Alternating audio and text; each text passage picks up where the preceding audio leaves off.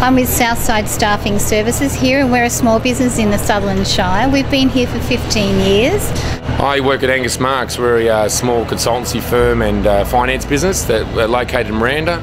Of course, a lot of people talk about taxes within small business, but I think a lot of the paperwork and the difficulty of submitting tenders and such to government and to larger organisations, I think they need to simplify those. That's the thing that I would like to see.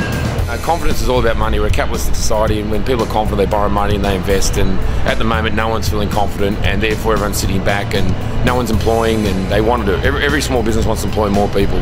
I think this is a fantastic initiative of the Chamber, and I fully support it. I've sent information out to all of my clients on this because I just think it is such a fantastic initiative, and all of the small businesses should be involved in backing it. Through the New South Wales Business Chamber, we've been a great support to have it down here in the Shire, and on the way to the road of September 7 we're all waiting for. So yeah, very excited about small business, very passionate about it.